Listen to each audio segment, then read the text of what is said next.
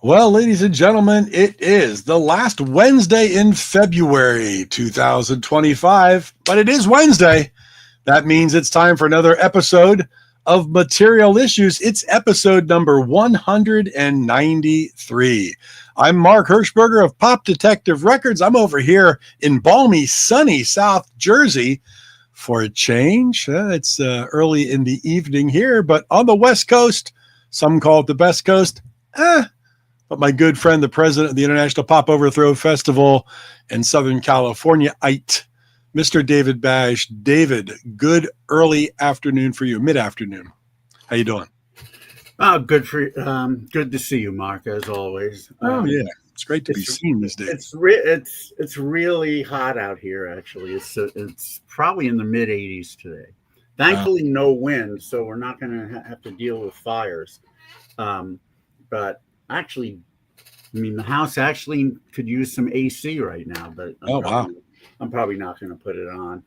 At any rate, let's see what we've got before we bring on our guest. I got this great caftan shirt that was made for me a couple of years ago when I was in the UK by a company called Dream Dragon, and they do some amazing shirts. They'll make it to make it to order. Mm-hmm. So just give them your measurements, and he does it pretty quickly.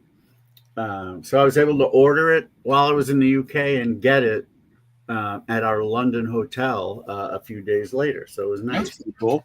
Yeah. And they have some they have a magical mystery tour one that I really need to get. Now, is something like that affordable? It's not cheap. Okay. No, I mean, it's not like extravagantly expensive, but it's over $100. I'll just say that. Okay.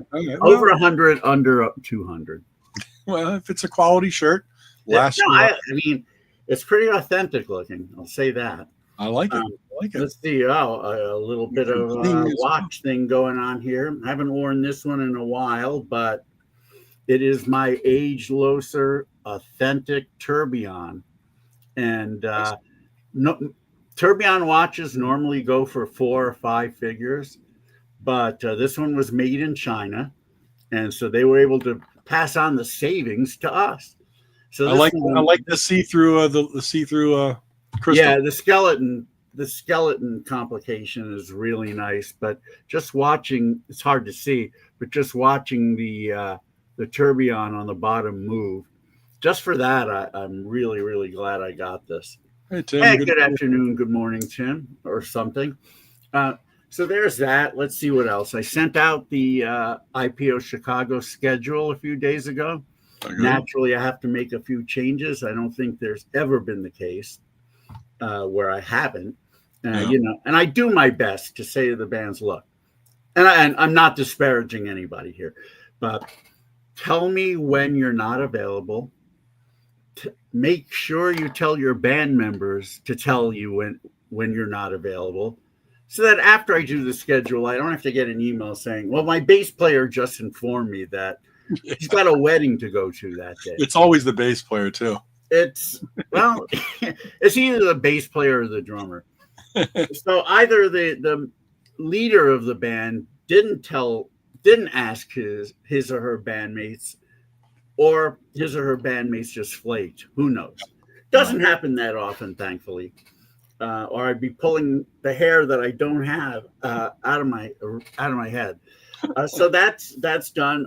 This weekend, Rena and I will be working on the Liverpool schedule, right? Which is always it's a logic puzzle, to say the least. 110 bands from all over the world playing twice, and trying to fulfill all of their requests is not always possible, but thankfully mostly it is, because not everybody wants the weekend. A lot of them do, but others for whatever reason don't. Maybe they're in tribute bands during the weekend and they're making tons of money and they don't want to give up that gig. So, and this is your 21st year at the Cavern IPO Liverpool. Yeah. So I just wonder, because there have been bands who have come and gone many times to Liverpool IPO. I wonder how many individual different bands and artists you've had in 20 years. If you Well, had I remember when I was honored with the brick on the Wall of Fame, John Keats, the manager of the Cavern, who we should have on the show, by the way, I'm going to ask him. He said, you've brought over 2,000 bands to Wow. IPO. Wow. Is it 2,000 individual bands? It's probably fairly close. Yeah. I mean, no doubt the number is a lot higher than 2,000 if you're counting repeat people, because some of the years we had as many as 180. Right. Yeah. Yeah. And we're always over 100. So yeah, it's I would say probably more than 2,000 individual bands. So, and it's always fun. It's the Cavern Club, and you got people, from all over the world who want to play it. So we can, we get a lot of the cream of the crop, fortunately. And there's a lot of talent out there, even if it's not been discovered, even if it's never going to be signed, it's still there. And we do our best to find it and showcase it. So you've been there. Yep. I hope you come back at some point. I'd love to. And, we'll see how it goes. We just got to talk John Borak into coming along. I would love that too, and I know he would. But one day, I'll do it as long as my health holds up and as long as they still want us. Yep. Very and cool. Hopefully both things happen. But enough of that jibber jabber. It's time to bring on our guest. And cool. I'll make this brief, even though I posted a very what's the word, turgid version of this on my Facebook page. But when I was at NYU in the late 70s, and I had a philosophy professor there named Dr. Robert Gerland, and his classes were easily the best classes in any discipline that I've ever had. And also there was a way about him that made me feel like I could bond with him. And it turned out we did. I would hang out in his office hours. So we became friendly, and I wanted to see if he was still alive, first of all, and what he was doing. Looked on Facebook, couldn't find him, but did find a post that our guest made that mentioned him as being part of a band that they both were in called the Even Dozen Jug Band. And you might have a picture of that here. Yeah, I think it's a small picture. Steve will tell us where he is. I'm wondering if that's Bob way up there, but Steve will tell me that as well. Anyway, he posted a video of a song they did called Log Cabin Blues, and it was a lot of fun. And wait till you hear some of the names of the other band members, some real heavyweights, including our guest, because he went on to be a founding member of Blood, Sweat, and Tears. Yep. And stayed with that band for quite a while. In the mid-'70s, he put together another act called American Flyer, which is really good, kind of Jackson Browne, but a little bit more fleshed out. Some nice stuff. And I think we have that picture as well. Oh, yeah. That's a picture of the first album. Which we'll talk about it, but man, members of Pure Prayer League, Blues Magoos, Velvet Underground, and Blood, Sweat, and Tears. Another all-star cast. All-star cast. I have a CD that has both of their albums on one disc, which is nice. He went on to produce people like Lou Reed and the band, one of my favorite Irish bands, Horselips. Mm-hmm. I don't know if you've heard them, Mark. You'd like them a lot. He's written a memoir a few years ago, but he's still alive and kicking. And I'm so glad that I was able to get to know him through Facebook and that he accepted my invitation to be on the show. So without further ado, would you please give a huge material? Hi, Diana. Thank you for tuning in. It's my honor to give a huge material issues welcome to Mr. Steve Katz. Hello, everybody. And there he is. Mark, wow. David. Thank you. I'm still alive. I don't know about kicking, but I'm still alive. You can't see us from the waist down. We're not really. You look pretty spry. So I'm. So this is the 193rd episode. which Yes. means that for the first 192 episodes, you guys never gave me a call or. All right, that's okay. We can go on. Well, but we did those first 192 episodes in the last 2 weeks. We've been very busy, so you know. Well, no, I'll tell you the truth, Steve. But it was is that your agent said no. You know, he doesn't want green M&Ms, and I said it's too much work for me. So okay. You know, For a second, I thought that this podcast was old Jews telling jokes, but I guess. Well, only 2 of us are Jewish here. So. that was the original title before we changed it to Material Issues. It was Old Jews Telling Jokes. It just didn't go down well. Mark could pass though. There's no doubt about it. Okay. Steve, it's great anyway, I just told my 2 jokes. I mean, it's an absolute honor. Growing up when we did Blood, Sweat, and Tears, David and I were talking pre-show. Yeah, I can still hear the opening horn salvos of Spinning Wheel. That was huge for me as a youngster. And Heidi Ho, I could still sing that sucker. And things just carried with me from my days as a kid and my intro to music. So thank you for so much, and we'll get into more of that. But and the stuff from the first album, which is obviously very different from the album succeeding it, because for the biggest reason, the lead vocals were taken over from Al Cooper by David Clayton Thomas. And one of the things I wanted to ask you right away is, I mean, that was a huge change in the style of lead vocalist, which essentially must have forced a stylistic change in the band. How was it that you guys ended up accepting David Clayton Thomas in the band? Well, we felt that Al didn't have the voice to get us hit singles, and we wanted a singer that could interpret his songs as well, And we wanted Al to stay in the band, and we asked him to stay in the band, but he said he wanted to be the singer, and we just went out and got somebody else that had a great voice. Oh yeah. So you really were looking. Was it you that was looking for hit singles, or was it CBS kind of pushing you? Well, both of us. Well, we know the label did. They always want that. It was actually going to be. We were courted by both Elektra Records and Columbia Records, and we went with Columbia because they gave us. They owned Fender at the time, and they gave us a few free amps. So we. Nice.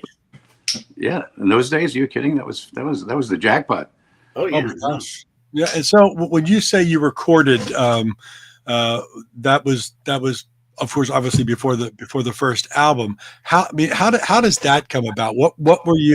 How were you marketing, or how were you shopping yourself at that point? What brought big label like that to know that you guys.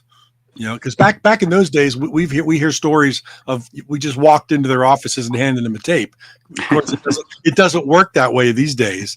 But no, these days it doesn't. But in those days, you practically could. I mean, New York was very small. The rock scene was very small, and there were so many clubs, only so many clubs, and there we were playing in the Village, and it was easy to get record company executives down to see you, and. We were creating a stir. I mean, Al and I were in the Blues Project, and at the Cafe A Go-Go, we had lines around the block. And then when Al and I left the Blues Project and started this, we still had our fans coming and seeing us. And of course, that got up to Jack Holzman at Elektra, and Mo Austin at Warner Brothers, and Clive. And Clive came down. Everybody came down to see us, so it became like an auction, but these I have more money in my checking account, which is not that much, than they offered us, in those days, Yeah. What I said in my book that I think we made less money than Lady Gaga's hairstylist. But we did go get those Fender amps. Those were the days. I mean, everything's perspective, and at that point, the money you did get, did that seem like quite a bit? Oh God, yeah.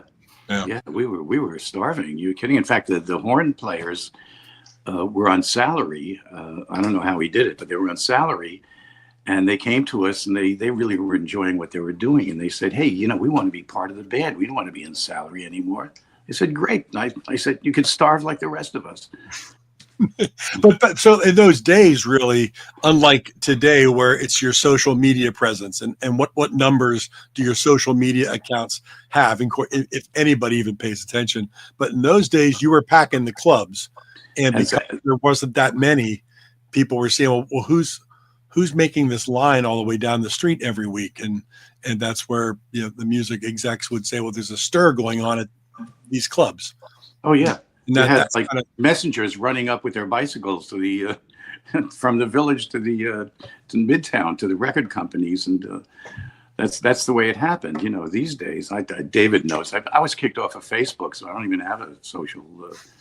Well, I started to get onto. I don't know why I was kicked off. I was hacked, so they. That happens to a lot of people. It does. If you want to come back, you'll probably have to start a new page, which might not be worth it for you. No, I'm on Blue Sky now. Oh, there you go. Oh, okay. People are moving over. With respect to Elektra, there was obviously the connection with Even Dozen Jug Band, so they knew who you were for sure. Well, New York was small. Yeah. In those days was and we knew Jack because we were on Elektra, or because the Jug Band was on Elektra, and it was small, so it was very easy to get a record deal, and there weren't that many bands around, especially doing what we were doing, because it was different than what was happening in those days, which is very different than today, but that's a whole different story that I don't want to get into because I don't want to hurt anybody's feelings. Right. Oh, sure, but there is some great music being made today. You can ask me about that later, but oh, indeed. I just try to think what it must have been like to have a band like Blood, Sweat, and Tears playing a small to medium sized venue with the sound that you guys were doing with the horn section and everything going on. It just had to be right in your face thrilling. It was incredible. I mean, we played, the Cafe Au Go-Go, and 3 feet in front of you is a brick wall. Right. And here we were with like 9 people.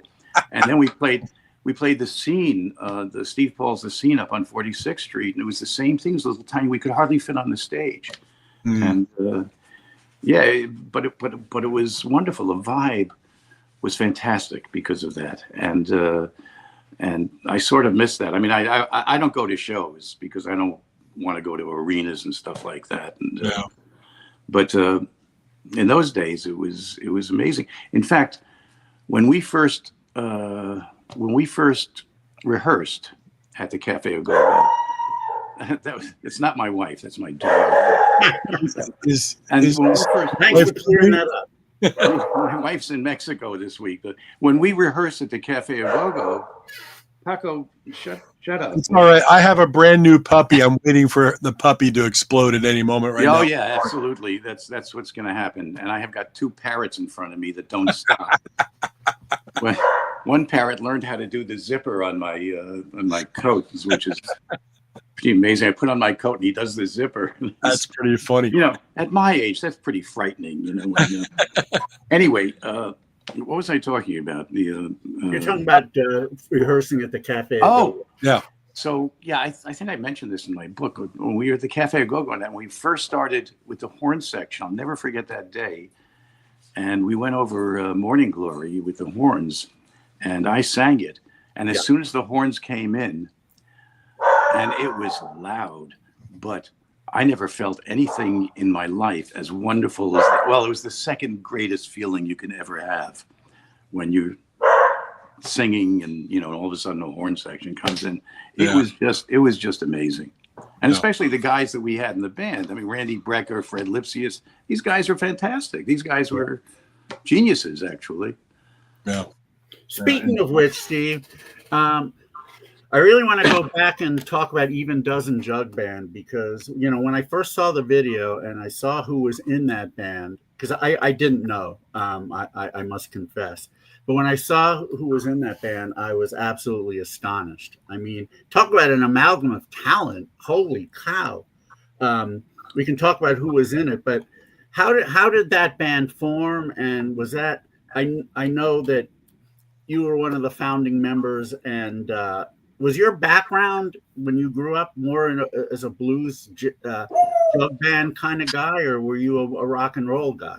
I was a folk blues guy. I mean, I started in rock and roll. Actually, before then, I started like listening to Eddie Fisher and Joe Stafford and stuff like that, and then went on to movie soundtracks and stuff. And then I went on to I just found country blues, and I just flipped out over it, and wound up going into the Village. And there was people in our generation, my age, and there was like a bluegrass contingent. And there was the blues contingent. I was in the blues contingent. The bluegrass guys were like were David Grisman and people like that. And we would be at the Gertie's Folk City and in the basement, and that's where we would play together. And we jammed. And I'll never forget, because Bob Dylan used to hang out at the basement also, looking for songs. You know, I'd walk over to him and say, "What are you doing?" You know. And he'd open the New York Times and say, "I'm looking for a song," you know.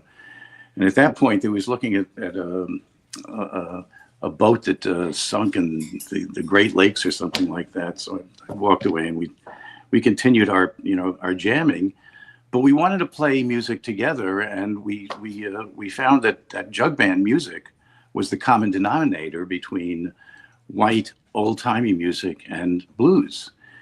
And we were all like, 18, 19 years old, Maria, Sebastian, and we decided to do this together, to play jug band music together. Of course, somebody heard about it up in Midtown and ran a bicycle messenger down saying, we want to send you a contract. In this case, it was Jack Holzman. And I love Jack Holzman. Jack, I think, is still around. And so we said, "Oh, great! This is fantastic." And we were rehearsing at Victoria Spivey's apartment. Victoria Spivey was in like old black movies, from the 30s and 40s. Great jazz singer, wonderful jazz singer. She had an apartment in Greenwich Village, and she was our manager, basically. Wow! And we rehearsed in Victoria Spivey's apartment, and there were pictures, I think, that I put it on Facebook, but they're gone now. I have it in my private collection, but which you can find on Blue Sky, people. But we were rehearsing at Victoria Spivey's and having a great time, and like I said, in those days they just sent a messenger down and say, "We have a contract for you," and oh, great! So we did one album. Paul Rothschild produced it, and it took 2 days. We were all around in a circle. At that point, Maria was Maria D'Amato, and it wasn't until we had a party together with the Jim Kweskin band that Maria and Jeff got really drunk one night. Maria threw up all over Jeff, and Jeff proposed to Maria. And don't ask me how that happened, but that's what happened. And Maria left our band. I knew I should have thrown up on more of my girlfriends. See, there are certain secrets in rock and roll. Yeah, and of course, Gerland was in the band also, and Bob and I still are in touch, and that's David. When we talk about who's your teacher, that's funny because we get together every now and then. Bob sat in with me when I did a concert, solo concert, here in the town of Kent, where we live in Connecticut. And I want to talk more about Bob a little later, because I saw that they're doing a documentary on him, and I can't think of anyone better. Oh, you don't know about this? Okay, no, well, nobody tells me anything. This is the news. I'm not on Facebook anymore. Did I find out about this on Facebook? I don't think I did, actually, but it's called Bronx Socrates, which I guess was the name of a book written about him. That's not Gerland. Yeah, it is. No, it's not. Who is it? Him. I'm telling you, it is. That's not him. It says Professor Bob Gerland. He's from this is how I remember him looking. That picture is not him, and he never played real trumpet. What? I saw that. I saw the trailer for the documentary. It's definitely him. If that's Bob Gerland, then AI has become really impressive. Maybe it has, but I mean, this is an old picture. This would be. That would have to be like an old. That would have to be like another lifetime, like another. That would be. Wow. I'll This send you is the great link. TV. I'll send you the link with the trailer. And Yeah, and send me tell the link. if That's not Gerland. I'll send you. But you saw it. Unless there's another Bob Gerland. The one I have a you know picture taught of- at NYU too, didn't he? I have a picture of Gerland and me playing 2 years ago somewhere. Wow. Well, he I'll doesn't have to look send- anything like that anymore, Steve. Well, What? let's go back to the even No. does. Where's Bob? In There's photo? Gerland right there, Where? right next to. You see Sebastian with his harmonica case. Hold on a second. I gotta. See, it's a big. To our right of John Sebastian, who's on the girder with his leg hanging down. Yeah. right? Okay. Next So to him is Bob Gerland. with his arm raised up with his hands. Exactly. Yeah, the guy And at the top. I And figured Gerland it. looked exactly the same. Oh boy, I'm gonna say if I look at that and I look at this, No But way. now Bob, the Bob you know, did teach philosophy at NYU, correct? No, yeah, but no, you're the first one that told me that. I didn't know he did. He's a Maybe lawyer. He didn't teach philosophy at all. Oh, then maybe it is a different guy after all. It is a different guy. So Holy let's crap. go on and talk about other things. The holy shit. Because I couldn't tell in the Oh my God. Log Cabin Blues video what he looked like because he had his hand over wait, his mouth. is this And really? meanwhile, I'm is this looking really at Mark Steve and Katz? saying, I'm looking at Mark and saying the Klaatu is from the day the Earth stood still. Anyway, And the Bobby Colomby connection to my favorite band of all time, which is Klaatu. Bobby Colomby hooked them up with Chris Bond as their producer, and so I'm this whole thing ties in with many different things. Yeah, these are good. Let's get back to Bob Gerland. Let's not get back to Bob Gerland. Well, I just want to know if this That is really explains- Steve that Katz, explains Blood, one Sweat, and thing. Tears. I'm not sure. No, this is me. I'm sorry, This Mark. is- That explains one fundamental thing. The Bob Let's get- Gerland, and he went by Gerland, not Gerland, that I knew was born in 1933. Which David, would how have old made are him- you? No, I'm 66. So I had him as a professor in the late 70s, but that would have made him about 10 years older than everybody else in the even dozen blues. He's a bands. fraud. No, he wasn't. He wasn't 10 years older than me. We were about the same Wow, age. I will never forget that moment. This is welcome to 2025, where people Holy impersonate cow. other people. And no, that's not Bob Gerland. You're absolutely No correct. way. Now I know. Or Klaatu. Yeah. But let me, No way. So Anyway, let's forgetting go back. Let's go back irrespective to- of Bob, let me ask you this. Go back to the cover of the Jug Band, and I'll go through all of the. Yeah, it'd be great. Please Yeah. do. Okay, you ready? Yep. So on the top, on the girder, is John Sebastian. Right, with his leg hanging over. Yep. Exactly. Next to him is the real Bob Gerland. Now on top is Josh Rifkin. Now Josh had a hit record of Scott Joplin piano rags, and he also is like an expert on Bach. In America, he's still, like one of the prime experts on Johann Sebastian Bach. Wow. In the band, Josh was the kazoo player. He's holding up his kazoo right He's there. holding the kazoo. Yeah. Yeah. Yeah. Now, if you go down under Gerland in the back, that's me. You can almost see my washboard. I was the washboard player. Yeah. Oh, okay. You're all the way in the back, but what looks like a ladder going up there. Yeah. Right. Now, if you Okay. go to the front, our left, Yep. is Maria Muldaur. Muldaur. Yep. Next to her is Fred Weiss, who is with a bluegrass band. I forgot the name of the band. Fred is no longer with us. Next to him is Stefan Grossman, one of my best friends, and who introduced me to Reverend Gary Davis, actually, and is one of the great acoustic guitar players. And next to him is Frank Goodkin, who nobody could find for years. Wow. And I found him on Facebook, and we wound up getting together. And Frank is great. He's like a psychologist now somewhere in. And with the Jug is Dan Laufer, who passed away, and Peter Siegel, who is produced a bunch of fantastic records for like folkways on Bahamian folk music.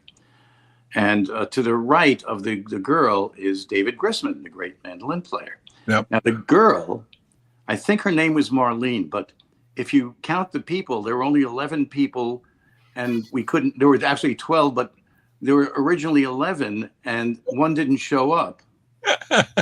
And so Steve, we there are said- 12 in this picture. One, No, yeah, there's- one, there's one, one seven. didn't show up, so somebody had their girlfriend Marlene was there, so she said, come be in the picture with us because we need 12 people anyway. So that's the cover. What a great album cover, and thanks for listening, everybody. And the fact that she's not even in the band, nor Gerland. You know what? It's actually an excellent album. It's really. I've heard it. Yeah, I'm gonna buy it now. That it's very good. Now nice. The Log Cabin Blues video. Yes. Was fascinating to me for so many reasons. Number one, again, the amalgamation of talent is stupendous. The things that some of the people, including yourself, went on to do are remarkable. The other thing was when I saw Fred Weiss, and I didn't know who he was at the time, the first thing I thought is, oh my God, that guy looks so familiar. You know who I thought it was? Phil Donahue. Who? Phil Donahue, the talk show. Facially, they looked very similar. That's incredible. Yeah, I never thought. Well, maybe he played violin. I didn't know it. When you guys, first of all, how did you guys all get together? 12 people. Where did you come from? We were all in New York. Sebastian was, I think he was still living at his parents' house, which was on Washington Square West, and we were all New Yorkers. I was commuting from Long Island, and taking the railroad in or Long Island Railroad, or stealing my parents' car and coming into town, and but we were all New Yorkers. Did you grow up in Long Island? Part of it. Yeah, like 5 years from 1960 to 64, 65, something like that. Wow. And I lived with my parents until I took home a waitress from one of the clubs that we played at. And my mother said, "So who was the pig you brought home last night?" And I said, "I got to get out of here. I got to get myself an apartment." Were you self-taught musician-wise, or did you grow up in a musical household? Did you have lessons? How does your story become guitarist Steve Katz? My teacher was Dave Van Ronk, and I took lessons from Dave for 2.5 years. There you go. I took a couple of lessons from Reverend Gary Davis and drove Reverend Gary around, a bunch of us did actually. David Bromberg, my friend Stefan, we road managed Reverend Davis, which was really fantastic and fun. But Van Ronk was really my mentor. Wow. I always like to get perspective on things.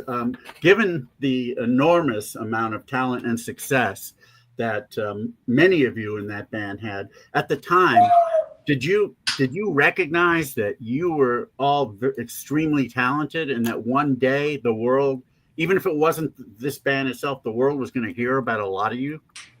Well, I thought of that with people in the village, in Greenwich Village, the people that were hanging out and playing at the Gaslight, and even the Cafe Wah, where you had, Cafe Wah, you had Richie Havens passing around the basket, and the Fugs were in, you had the talent around the village was so incredible. It wasn't just us. It was the generation that preceded us. That was just, the talent was amazing. I didn't know what was going to happen with it. It was during the folk music, as Van Ronk used to say, the folk music scare. And yes, people started getting popular and stuff like that. And especially, who. And, everybody was so talented. I mean, the people that I worked with in the jug band, yes, incredibly talented. Sebastian, incredibly talented. And John wound up in the Spoonful, while I wound up in the Blues Project. We wound up playing together, actually, nice. At the Night Owl Cafe, and what was happening in the village was just extraordinary. And the people have written some great books. David Brown wrote a new book about that, which is pretty amazing. Richard Barone wrote a great book about the 60s, and it's all in that. It's in my book also, which is not that expensive, and you can get it on Amazon. There you go. And, maybe you can also get it going on my website. And what is your website, Steve? It's got a lot of sex and dirt in it. No, I'm just kidding. Oh, the website does? I'm going over there right now. Hold on. No, you're right. No. What's the website, Steve? what is my website? I'm going to go over to my iPhone here and look up my website, because it's like a WordPress thing that has like there's another Steve Katz, and the poor guy, he's getting all of my stuff, but he was able to he was able to get his own where is my website? SteveKatzmusic.wordpress.com. Yes, that's it. I don't know where it is. I want to make sure I can scroll across the bottom here so people know where to find your stuff. Please do. I can't find it right Steve, now. is the other Steve Katz, does that happen to be a musician who had a band called The Wind and Tan Sleeve? I have no idea. I'm just not interested. Yeah. All right, there we go. It's across the bottom right now for anybody. SteveKatzmusic.wordpress.com, and that'll take you to I'm on your website right now. There's Blood, Sweat, and My Rock and Roll Years. But go to the archive pages. There's 3 archive pages. Now go to archive number 1 to start off with, and what do you see? Archive number 1. Oh yeah, there's where all the sex and drugs and the pictures and the video are. Yeah, okay. Right. Well, naked pictures of me and no, I'm just kidding. I am kidding. And Steve and Rye at the Ash Grove. It's Rye Cooter and Steph. Rye Cooter, yes, it is. Yeah, we were. I want to know Steve. I want to know if the rumors are true that John Sebastian could play his banjo. Never mind. John taught me how to play harmonica, actually. I'll tell you what, Steve. I have not been on your website, and now I'm good. I have a lot of things to look at tonight because these photos are amazing. They're amazing. Go through the archive pages. Yeah. And you're going to see some really, really funny and wonderful, interesting things. What a great website. And people can get the book right here. And I'll order it directly from you. Yeah, you could you can get it up from me also, but on my website. And nice. I'll send it out to you right away. And it's pictures of like me and Clapton smoking a joint backstage in Winterland and nice. Stuff like that. We won the Grammy, and it's Louis Armstrong gave us the Grammy, and a picture of us with Louis. Wow. Yeah, that's a cool story. Louis Armstrong handing you the Grammy. It doesn't get much cooler than that as far as cool factor. No, that was one of the highlights of my life, actually. Wow. Yeah, I can imagine. So things obviously change. When David Clayton Thomas came into Blood, Sweat, and Tears, right? It wasn't too long before the hits started to flow, and I imagine you were probably touring, playing some pretty big arenas, different thing. How was the adjustment there? And was that something you really, really wanted? Well, I think Lou Reed put it perfectly when, because when we did all of the big venues, the 10,000 seaters. And I think Lou Reed put it perfectly when he played the Felt Forum, and Mick Jagger wanted to meet Louis and then met him. And he goes backstage. You see all types of crimes come through here. And on the ground here. Are you hearing that? No, I was trying to find. Okay. To post up, and I got so Mick Jagger goes backstage, and he says to Lou, "Have you ever played here before?" And Lou says, "How the fuck should I know?" And that's sort of what it's like to play these huge places. It's like Spinal Tap. They all look the same. And if you remember the '60s, you weren't there. You weren't there, right? There you go. Well, Blood, Sweat, and one question when you talk about Blood, Sweat, and Tears, you were topping the Playboy Jazz and Pop poll. So my question was, did you ever get to the Playboy Mansion? No, thank God. Never got to the Playboy Mansion. I wouldn't have gone anyway. I hear stories. I hear stories. I don't know. I was like really crazy in those days because I was like, Elizabeth Taylor was a fan of ours, and she would come to our concerts, and we were in London, and she invited us to have dinner with her and Burton. And I said, I really can't go because the movie Freaks was playing at the Paris Pullman Cinema, and I wanted to see the movie. So I missed having dinner with the Burtons. Oh, God. Yeah, well, that was like, that was my other thing. When we were in Japan and we were taking a fast train from from Tokyo to Osaka, and the people that were promoting it said to us, "We're going to stop the train at Kyoto and see the famous gardens of Kyoto, which is one of the greatest things you can see in the world." I said, "No thanks. I'm going to go on to the hotel and take a nap." So I missed. But you know what? It was of the time, and in the time you were doing your thing, and it's not like looking back on it like we do now and say, "Oh, how could you not do that?" Well, I mean, that's history. That's what we know everybody is now. And But, Steve, I would have been in record Thank you, Mark. stores. Now I feel better. Now you feel better, right? I would have been in record stores the whole time, so I would have missed a lot more. I was also, yeah. That was a record nut also. Well, it's go ahead. I was going to say, was Al Cooper given the option of staying with a band as long as he didn't sing lead? Absolutely.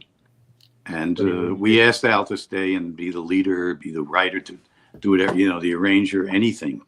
But we just didn't want him to sing, and Al declined. So talk about a regret. That's worse than not having dinner with the Burtons, I'll tell you that. I know. But I think, you know what?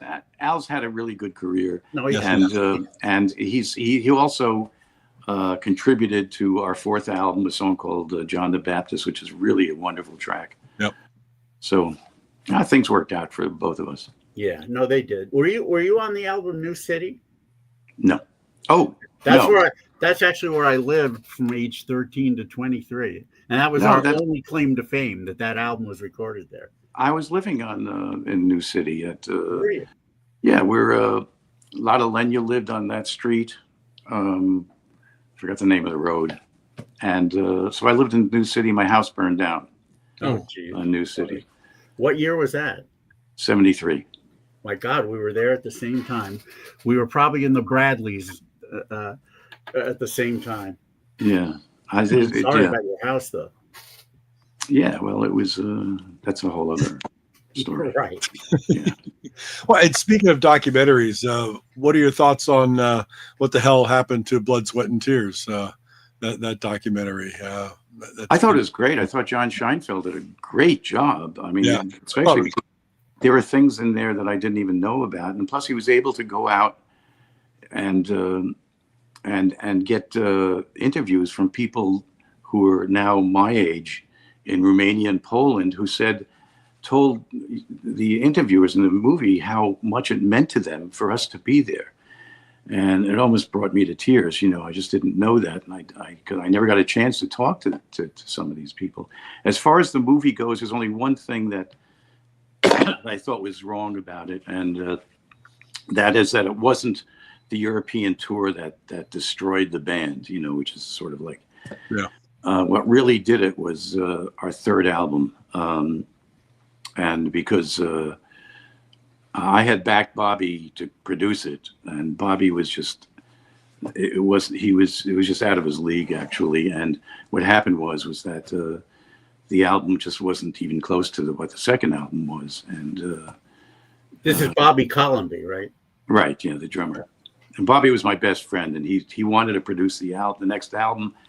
So we fired Jimmy Guercio, who produced this album that sold millions and millions of copies. Yeah. Jimmy went on to produce Chicago, and so I backed my friend, and it was a mistake because there were things wrong with the third album. There were no real hits on it. I mean, Heidi Ho is a hit, but it wasn't really it didn't follow up the second album. And Heidi Ho was written by Carole King. Carole King. Carole King and Jerry Goffin. Yeah. Well, yeah. Speaking of Chicago, obviously you both have the big horn section element. Did you guys ever play together on a bill? We never played together, but we hung out a few times. And my old friend Jim Pango, if you ever see Jim, say hello to him for me. I used to take their cassettes of their albums on the road with me. I just loved Chicago. Mm-hmm. Yeah, they were wonderful for sure. And that second, Barry Kath, my God. Oh, yeah, such a tragedy. Yeah. That second album you produced, what they call the run of twos. There's three hits that reached number 2 on Billboard, but one of them number 1 on Cashbox, I think. Was it Spinning Wheel? You guys and Creedence. couldn't. And have When been I Die on was number Billboard. one. When I Die. Yeah, When I Die. Yeah. But both you and Creedence had tons of number twos on billboards, but had at least one number one on Cashbox. Yeah. Indeed. But what a great run. And When I Die, you made me so very happy. And Spinning Wheel, when we were coming up on the show, I was telling you and telling David that blast of horns that starts off Spinning Wheel, that's one of my great memories as a kid, hearing that and wanting to hear it. We sang Spinning Wheel in my fifth grade Glee club. So there you go.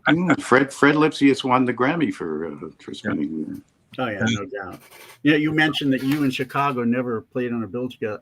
Here's something I learned when I was almost today years old. I had no idea that the Beatles and the Stones never played on a bill together. I find that pretty fascinating, given that would be pretty amazing. It would have. And it certainly could have happened, but it just didn't happen. Because the Stones did come up to Liverpool while the Beatles were still there, but I think at that point the Beatles were bigger, and they didn't want these young rogues on a bill with them. So, Did you ever hear the Stephen Wright monologue about he was home listening to the Stones the other night? Fred and Barney. He's so funny though. Fred and Barney. Wait, what was the line? I'm sorry, I missed it. He was like home listening to the Stones the other night. Fred and Barney.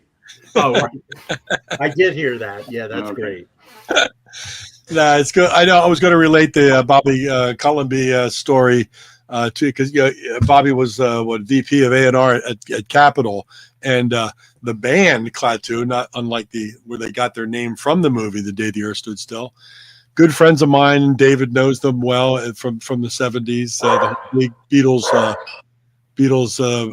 mystery thing that went on, but Bobby was the one that on their fourth album, when Capitol demanded a hit, he said, "We're going to give you Chris Bond to produce this thing," and of course it was kind of the end of Klaatu as we knew them. But that's my connection to Bobby, and I did actually interview him about that whole subject. So I talked to Bobby many years ago on it. Bobby had quite the career through or post Blood, Sweat, and Tears as well. And, yes, he did. He produced one of the most beautiful jazz albums by Jaco Pastorius. Oh yeah, well, yeah. Jaco was in the band for a period of time, which is quite amazing. I wish I was in the band when Jaco was in the band. Why was it that you left Blood, Sweat, and Tears, and how long between then and American Flyer? Well, I left Blood, Sweat, and Tears because it started getting into a jazz direction. I mean, we were hanging out, like Joe Henderson was in the band for 3 months. And, I would sit next to Joe and say, what are you doing here? He said, "I'm here for the money, and the people that would hang out, like Herbie Hancock would come up with rehearsals, and Bill Evans, stuff like that. I'm not a jazz musician, and I really can't. So we hired George Vadenius because I just didn't want to. I wanted to play more harmonic. I wanted to get out of the band, actually, and go back to rock and roll. And we were rehearsing in the same place as Lou Reed. And Lou and I got friendly. And Lou had just come off of Berlin, which was a very beautiful but very depressing album. I felt that RCA should have marketed the album and put a single-edged razor blade in the cellophane so people could commit suicide after they would have. They would have, yeah. Well, given what came not long after that they probably would. They probably wish they would have promoted Berlin a little more. So Lou had asked me if I was interested in producing his next album because Berlin bombed, and because he said, "Well, what do you think I should do?" And I said, "I think you ought to get a great band together." Or, musicians you've been working with, the guys that Bob Ezrin put together. My old friend Dick Wagner and Steve Hunter, and do some of the Velvet Underground songs and do it live and do it right away. Get that album out there right away. He said, "Will you produce it?" And that was sort of my ticket out of Blood, Sweat, and Tears. And I said, "Sure, I'd love to." So I wound up working with Lou, and my brain cells are still suffering from it today. But Right. I can only imagine. no, you can't. No, you can't. No, I can't. You're probably right there too. Yeah, no. It was difficult, but in other ways, I loved Lou. He was always good to me. He was not good to many other people, but we always got along great and respected each other's. I still have tapes of me and Lou at my house, doing pre-production. Oh wow! And for Coney Island Baby, which was going to be after Sally Can't Dance, and Lou came up and he said, "Let's go over the new material." And he started off playing "I Want to Be Black." Oh boy! And I said, "No." I stopped him and I said, "No, and this is on the tape." I said, "No, we'll get killed. We cannot do this song." But he wound up doing it anyway, But that was Lou, Shoot 10-foot jism too. Yeah. Right. Oh my God! I want to get shot in the spring like Martin Luther King. Oh, Lou, please, we are not going to live long after this. That album's on Arista, correct? No, Coney Island Bailey was still RCA. I thought I Want to Be Black was on his first Arista album. That may have been. I didn't follow Lou's career after. There's Patti Smith also on Arista, and also from Right. New York. A song she did on her Easter album. Yeah, Patti Smith was she would come down to Electric Lady while I was producing Elliot Murphy, and they were in the other studio, and she was there with Robert Mapplethorpe, and the good old days. Oh my gosh, you reminded me of that when you said "shot in the spring like Martin Luther King." I had forgotten completely about that. Oh yeah, I did too. Line. Oh my God, I remember the jism line. Yeah, no, Lou definitely had balls. I mean, the thing is that it was he was very difficult to work with. When he was also very funny, very intelligent, and we got along great, up to a point where I had to put on my answering machine if he ever called me, because if he was coming down from the drug of choice of speed, which was Digoxin for Lou, and if he was coming down from it, then he was he was in bad shape. But when he was doing it, he was fine. No. Right. Though, yeah, Mark and I, before we went on the air, were talking about rock and rollers who died younger than they otherwise would have had they not done all those drugs. And I think we can add Lou Reed to that list. Well, no, Lou died from, it could have been, that everything finally caught up. Right. Right. That's what we were saying. It's amazing how a lot of these people had done so much, for such a long period of time and survived in their prime only to maybe die in their early 60s or even early 70s, which is young, to pass, but it all catches up, so to speak. But it's a cumulative effect. Even if they had quit drugs like 30 years before, the residue ultimately. It's a shame. Well, there's an interesting question though, Steve, because you said you've got tapes of you and Lou doing that kind of stuff. What would you hope would happen to those tapes? And that, is that something that is just yours and it'll be gone when you're gone and no one's going to hear it? Or what does someone in your position think of, I've got this history? Well, I would love for somebody to put it out, actually. And I can tell you who would. Yeah. Why you can, you can email me and let me know. I'll get in touch. I will, because they just Light in the Attic, which is a label out of Seattle, I believe, definitely out of Washington State. They just released a double Lou Reed collection of stuff that he did pre-Velvet Underground. All the singles, things he produced, bands he was in. Send me that, David. I will. Please. I will for sure. Because not only that, but I have a video of, and I'm the only one that has it. Evidently, it's because Lou had the original from Andy Warhol. It's a video of Andy and Lou doing an interview together at Lou's apartment. In fact, I call Lou in the middle of the interview, and he said, "No, I'm on the phone with Andy. I'll talk to you later." But it's too cool. Yeah, it's awesome. I've seen some of Lou's interviews, and they were almost as painful as the Jerry Lewis one when he was 90 with that young guy. I don't know if you ever saw that. where he was Yes, just Jerry so Jerry Lewis, not Jerry Lee Lewis. Jerry Yeah. Lewis. No, Jerry Lewis, when he was 90, this Oh, he kid was awful. interviewing him, and oh my God, he scared that guy into a melted pool of. It Yeah, was created that guy. Yeah, indeed. But Well, Lewis awful. interviews are like that too sometimes. We saw Oh, that. Now we'll get that released. That'd be awesome. That'd be That awesome. really would. So let's go to American Flyer, because I really enjoyed those albums a Yep. lot. You know what? This is very interesting because today, because I lost all my Facebook stuff, I have a lot on Dropbox, and what I do have is an American Flyer, a demo that Columbia Records, Clive put us sent up the record plant remote to my house. That was a Chappaqua. I was after New City, and we were rehearsing, and we did a demo of 6 songs for Columbia. And I was listening to the tape today. I haven't heard it for years. Wow. And it is fantastic.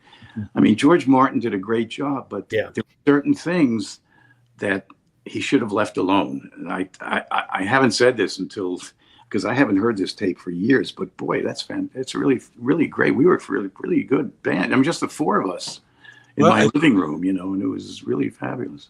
For those people who didn't quite catch what Steve just said, that's George Martin that produced that music, American Flyer. That's the Beatles, George Martin. That's not George Martin from Poughkeepsie.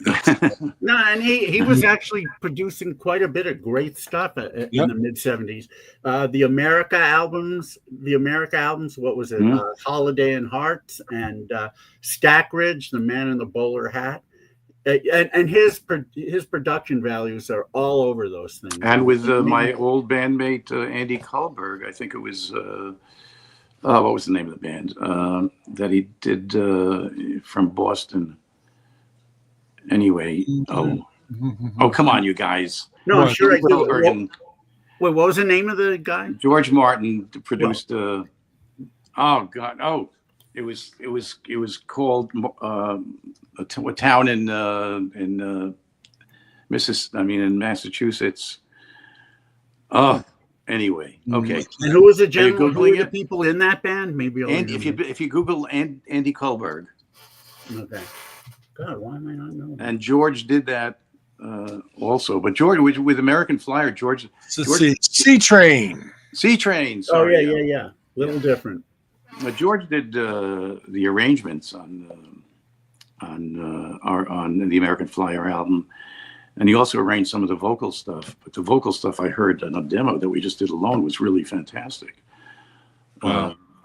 George was great to work with. George was such a wonderful person, and I used to follow him around and beg for information about how he did Beatles things and stuff like that. And then one day I was going to the studio, and this is interesting because what's his name? It just died. Garth Hudson was living in Malibu, and I didn't know that. But we were recording at Indigo Ranch in Malibu, American Flyer. Oh wow! Okay. And the first day I drove out to Malibu to Indigo Ranch, but I got the wrong address, and I go into this house because the Indigo Ranch is supposed to be a house.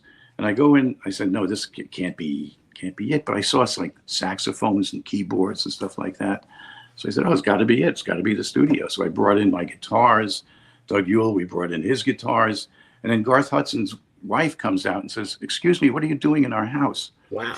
And so it was sort of embarrassing. So we went on to, but later on, as we were recording in Indigo, on my way, I stopped at a record store, which I was prone to do. And I found a pirated record of Let It Be with George's mixes, which since has come out, Sure. But this is pre-Phil Spector. Right. And he was in a lawsuit with Spector while we were at Indigo doing the album. And I brought in, I said, George, look what I have, your mixes of Let It Be. He said, wow, can I borrow that? And I never saw it again. The one time I love George. The nerve. Yeah. The one time I met Brian Wilson, I showed him a compilation of people covering his songs, and he said, "Oh, can you leave it with me?" And I knew better. I said, "If I do that, I'm never seeing it again." God, Brian Wilson. Yeah, I got to say, I mean, American Flyer. Did you guys all write together, or were you bringing in stuff separately? And who wrote Such a Beautiful Feeling, which is my favorite track off?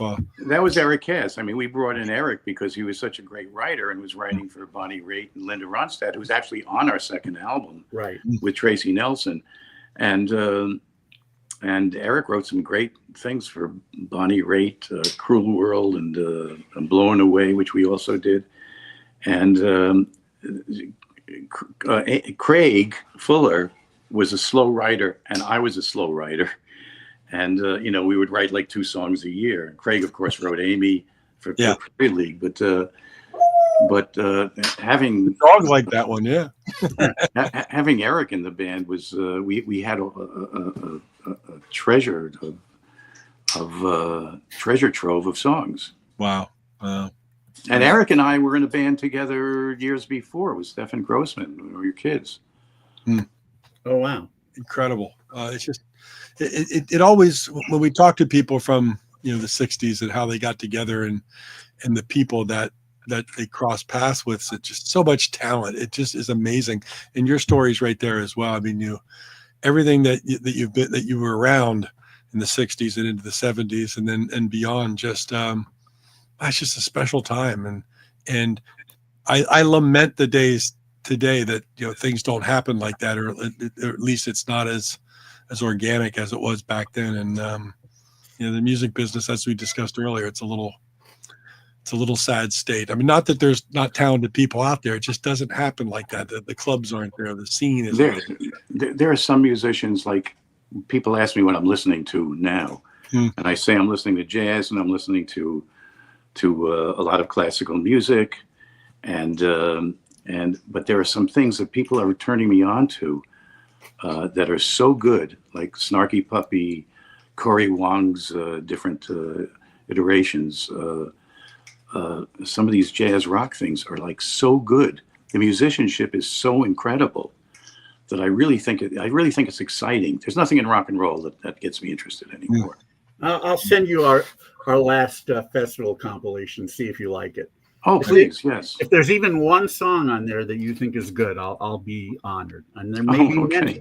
So you mean I have to listen to a whole bunch of bad No, songs? if you don't like the first few, then you can stop. It's like 120 tracks on 3 CDs. These are bands who from all over the world who have played. I'd love to hear that, David. That would be great. I will, because there's an underground pop scene with bands doing really nice harmonies, very strongly 60s influenced, lots of hooks. So we'll see what you think. I would love to hear that. I mean, maybe I'm just not exposed to that, but that's there's the rub, trying to get people exposed to it. Right. Yeah. It's not like it was back in the day. I wish I could take a bicycle and start delivering flyers. Some of the musicians I've been listening to are superhuman. Mm-hmm. I mean, like Mark Lettieri, who works with Corey Wong. These guys are like incredible. Some of the bass players that are, it's just ridiculous.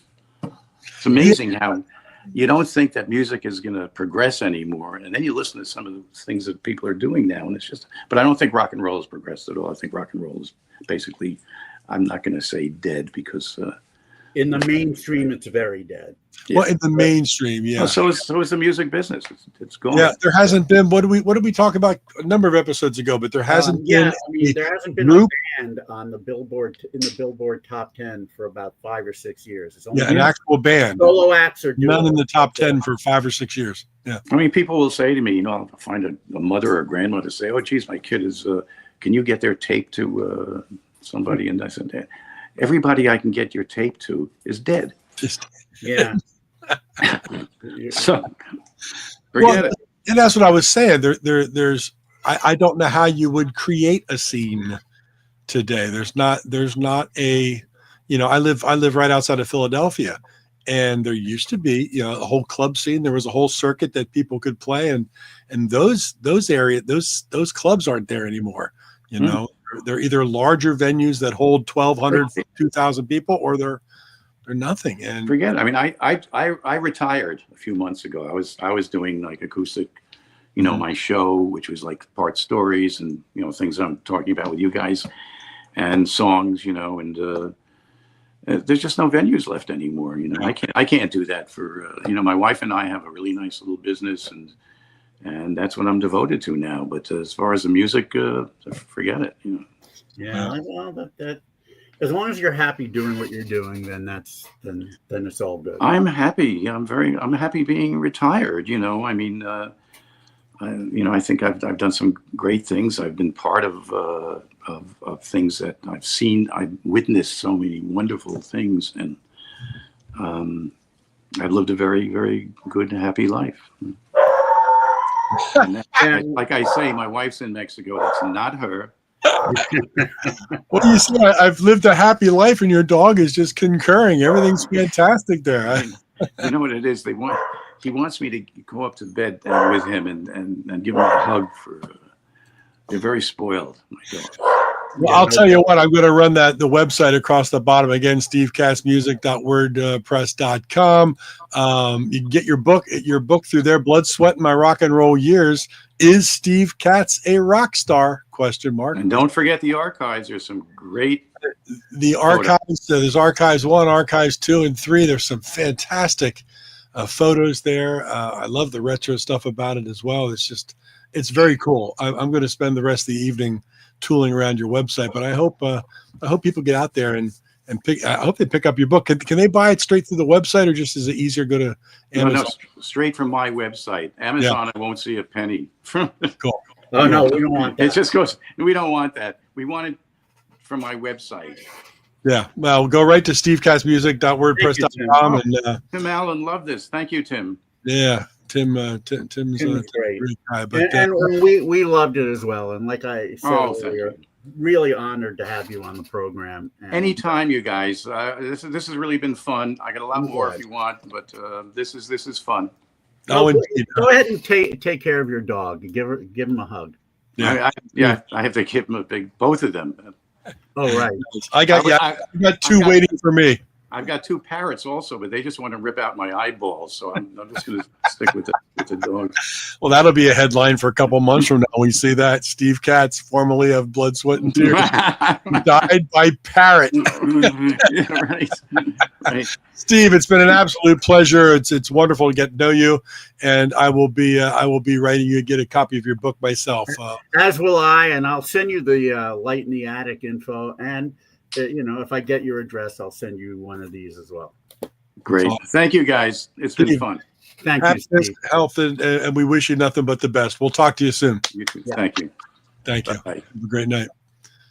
Well, there you go. What a great interview. Yeah, it really was. And it's always nice when I think a lot of times our guests, they really have no idea what this is going to be like. And, you know, I think we usually end up impressing them with our knowledge, which is, I mean, I don't think it's being immodest to say that our knowledge is going to be better than most interviewers who do that for a living. And, you know, they've got to prepare for interviews with only 5 minutes. So, and you know, plus we're both. I think it's true. I think, and I think the combination of what you and I do with our guests that maybe they're multiple is it's very conversational. And we do more than just the bread and butter questions, and we get into some offbeat things, which makes it fun. I think because they're used to just the normal questions.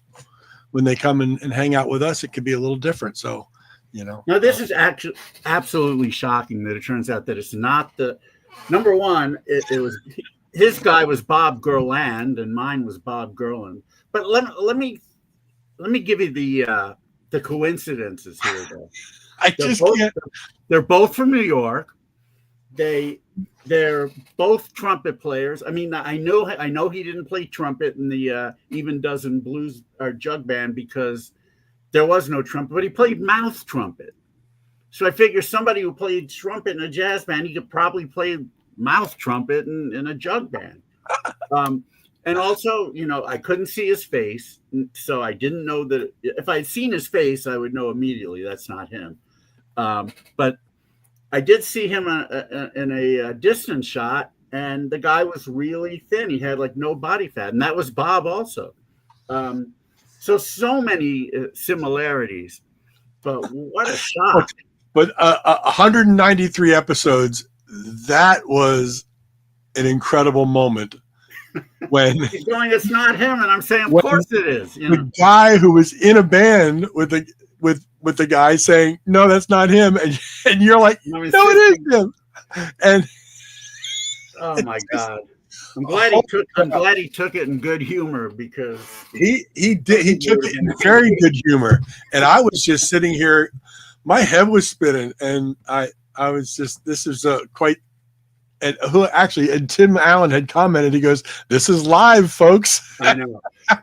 Here's the thing also. I had told Steve that Bob was my philosophy professor at college. Now, right then, maybe he skimmed over my email, but if he had seen that, he would have said, well, that's not the guy. That guy became a lawyer. And the amazing thing is, if it's not him, which Steve is saying, it's not him, but you got connected to Steve through thinking it was him, and the whole thing just kind of happened. Yeah, that's a great point, because if I had known him that it wasn't him, I never would have even tried. This show would not have happened. This would not have happened. No, which is part of the mystery of life and how things just happen somehow. You know, this show would never have happened had you not gone. The serendipitous thing here is that if I'm going to contact the documentarian who's doing Bronx Socrates, and I want to see if I can get him and Bob on the show. And let me tell you something, Bob will be a very interesting guest, even at age 91. You can see it. You can see it in the preview of the documentary. He's still sharp. And believe me, if I mentioned some of the things he would say to me when we were hanging out. He'll shoot from the hip, probably even at age 91. And all right, how about this scenario? Let's say Bob comes on the show and says, "Yeah, that was me in the Even Dozen joke." Then I'm gonna wonder if somebody was in a witness protection program, because that would be beyond bizarre. And then we have another show where we have Gerland and Katz on going, I don't know you. Yes, I do. No, I don't. Oh my God. I'm gonna try. The Twilight Zone. It really, I mean, yeah, that is among the more bizarre things that has happened to me in my life, I have to say. He's going, it's not him. And I'm thinking, well, maybe he hasn't seen him for a while, and the way you were looking at the photo saying, yeah, look, can't you tell it? Look. Wow. The photo's old. It's old. It's an older photo. And Steve was like, "Nope, it's not him. I don't care how old." Once he said he was a lawyer, then I knew. Okay. Yeah, Bob was never a lawyer. Oh my gosh. At least I don't think he was. Now, maybe he was a lawyer and quit to be a philosophy professor. Oh my gosh.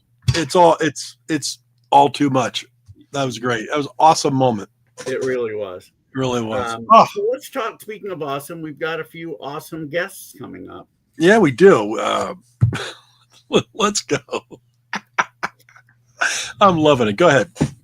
And now, because of all this bizarreness, I'm actually forgetting who we have next week. Who is next week? And I got him. Next week is what, the 5th? Oh, you're right. Never mind. Then you're right. Yeah. Next week is the 5th. Never mind. I know who it is. Yeah. I mentioned last week, and now we have another guest since last week. Right. But, yeah, I mean, one of my favorite albums of all time, in fact, number 2, is The Beckys. Because for me, it kind of marries the Baroque sound of the Left Bank with the power pop sound that was coming about or even in existence in 1976. And the commonality between those two bands was Michael Brown, who wrote the songs for both and played keyboards for both. So I was incredibly thrilled when I saw that my favorite label, Omnivore Recordings, was releasing a compilation of that Becky's album, and I have it right here. It's coming out actually on Friday. This is this is more or less the cover of the original Becky's album. So this is called Good to Know the Becky Story, which has that album sounding better than it ever has on CD. That's for sure. And a whole disc of previously unreleased demos, some of which ended up on the album in full form, some of which did not. So it's a cool mixture of stuff. Excellent liner notes, and in fact, here's how it's now evolved. We're going to have Scott Trusty, one of the vocalists of the Beckys, Daniel Costin, who wrote the liner notes for this compilation, and we're going to have Billy Gary Hodgson. Gary Hodgson. Who now goes by Gary West. I was thinking Billy West because it's Ren and Stimpy. But there's a guy I'd like to have on the show. At any rate, so we're going to have, and I think, also bass player Mark Abel. Yeah. So we're going to have four people on the show next week who that'd be cool. Have a strong connection to the Beckys. I wish it could be Michael Brown, but unfortunately he passed a few years ago. Yeah. But this should be fun. And if any of you have not heard the Beckys album and you're a fan of Baroque and of power pop, check it out on Spotify. And if you like what you hear, then by all means, when this collection comes out on Friday, pick it up immediately, as someone wrote in Ira Katz's Trouser Press Guide about Robin Hitchcock. Anyway, so there's that. And then the following week, we are going to have another top 10 hit maker on Billboard. And when he plays this song, he's still playing live, but he had a hit in 1978, made it to number 8, I believe, on the Billboard charts. He talks about how the song was inspired by the dance, The Stroll. And if you listen to it, it's definitely a stroll.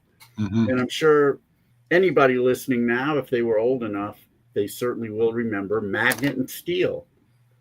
And our guest is the singer-songwriter, Walter Egan. It's going to be very cool. Yeah, Magnet and Steel. A great guy. He has played IPO in many of our cities, including in Liverpool at the Cavern Club with his band, the Malibus, which he co-leads with John Zambetti, who now is dating Jane Seymour. And I got to meet her at IPO New York a couple of years ago, and she was really nice. Yeah. And so awesome. that was really cool. Still is from my high school days, and that brings back a lot of memories itself. So that's Magnet and Steel for sure, because it was one of those songs that if you went to dances, always. Yeah. You had to play. And, it's still a pretty popular oldie. Oh, sure it is. Yeah, sure it is. Walter is just the sweetest guy. So it's going to be really great to have Walter Egan on March 12th on Material Issues. Very cool. And I have definitely sent out some invites to a few other cool people. I'm hoping. Yeah, I keep poking. I mean, sometimes I reach a little too high, as we both do, and there are reasons why we can't get some people. And I think one of the reasons, and you and I brought this up, and I'm not ashamed to say it, for whatever reason, we are not getting the numbers that we really should be getting. I mean, there are similar podcasts who have similar guests who are getting either a few more or a lot more people than we have. We're obviously doing something wrong, because I refuse to believe that the quality of our shows isn't measuring up. I mean, we're always biased, but I've seen some of the other shows, and while they're good, they're certainly no better than ours. But yet they're getting all these numbers, and there's nothing any more remarkable about the people hosting them than we are. So what are we doing wrong? Well, we really need to find out. And in fact, I'm probably going to make a post on Facebook just asking people what's going on. Why are you not watching? Even in the archive. The archive increases our numbers for sure. Maybe we don't want to know. Maybe we are in fact too ugly for the net. Like I said, And like you said, some of these other people are uglier than we are. It's not that. And we said that in jest. We were really. No, not really. But, no, I mean, look, beauty's in the eyes of the beholder, whatever. But I know. But there's no reason why. Beholder and his eye. What was that? Sun sawed in half? Yeah. Okay. The beholder and his eye. Who we've also had on our. I mean, you think about the people we've had on our program, and granted, there have been a couple of interviews which have gotten a lot of people watching. Yeah. No doubt about it. But again, the people where they haven't, again, the other podcasts have guests at the same level or even less, and they're still bringing in more people. So I mean, it's probably a matter of we just don't know what we're doing as far as like keywords and marketing, and I don't know how to do that, and we do the best we can, and we ask people to share, and materialissues.com is the one thing you can pass around, but I don't know. That's why I want to ask people on Facebook. There's going to be among our Facebook friends people who have podcasts. Maybe they'll want to share their secret, if indeed there is one, other than just dumb luck. They may want to share it, they may not, or there are other forums in which we can post about it, and somebody might just say, look, you got to do this and this and this. We just need like one massively huge celebrity to put on their own personal pages and things. Here's y'all need to subscribe to this.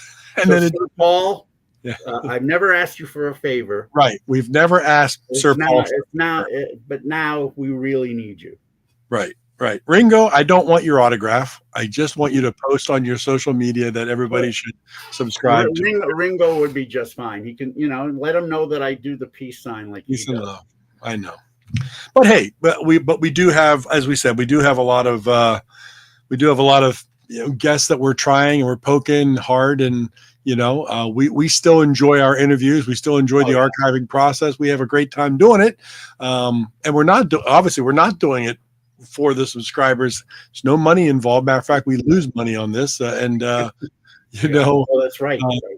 But it's just, it would be great to have more people tuning in and having a good time, because we enjoy all the comments. And well, I know a lot of people watch the archives because we're doing it at a certain time, and we can't, we can't please the European crowd. It's too late. We can't please. Yeah, maybe it's the time. Maybe it's the day or the time of day that it might help. But I don't know when other people are doing theirs. For our European guests, we can't really go any later. Here in the U.S., 6 p.m. people might not be home from work yet. That kind of thing. So it's tough. It's a tough call because we do it live. Some of the here that may be it right there. How many of these podcasts, which are bringing in a lot of people, are doing it live? I mean, if they're not, then maybe we should just archive them, and that might. I think half the fun is the fact that it's live, and we don't know what's happen. It's a lot of fun. I mean, even if we could archive it, and it'll seem like live to us, but we wouldn't be getting any comments, and it just wouldn't feel the same. It really wouldn't. Right. Yeah. Plus, you never know when one of us might have a massive heart attack on air, and it could be either one of us. We're both. So you could always tune in for that tension. That wouldn't be the worst way to go. I mean, not at all. We digress. Tonight's during sex. That's probably right. Tonight's show is another great show. That's episode number 193. It'll be in the archive as soon as we get off air here. So we appreciate, our friends that do stop by. And and again, what we're saying, that's not to diminish how grateful we are to those who do stop by. Right, exactly. We're very, very happy to even have one person watching. I mean, we have more than one, but I mean, as long as somebody's enjoying this, then we feel like somewhat fulfilled for sure. Oh, we have a great time regardless. Yes, we do. We're just trying to figure out better ways and means, but it's all good. We will. Well, next 2 weeks we got great guests. Who knows what's coming up? Materialissues.com is the place to send people, a place to go to just subscribe. It doesn't cost you anything to subscribe there, just so you know what's going on. and you can join us live right through there. And of course, we're on Facebook, our own pages and things. So we appreciate everybody, and we'll do this again next Wednesday, same bat time, same bat station. That's yeah. Before we go, that's another thing. I mean, Material Issues as a group page has a lot of people. Yeah. Is there a way to actually send a direct message to all those people? Well, we used to do that. Well, we did it earlier.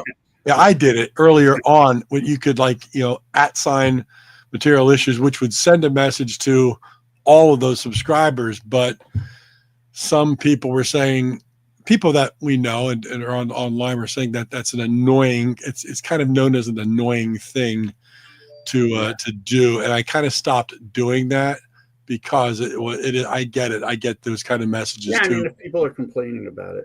So I didn't want to, we're not here to annoy, we're here just to have a good time. So I was like, fine. It's no big deal. Well, but there's got to be other ways and means of doing things as well. We just don't look, if other people are getting a big audience with a show that's not that different from ours, then they clearly are doing something that we're not. So we'll have to find out what it is. Well, we'll figure it out. It's all good. But David, love to Rena. Great hanging out with you tonight. Love to Ches. Love to Audie. Going to take the doggies out for a walk. Love to Subaru. Love to Subaru. It's all good. Have a great one, my friend. You too. Real soon. Good night, everybody. Thanks, everyone. Take care. Have a great weekend. We'll see you next week.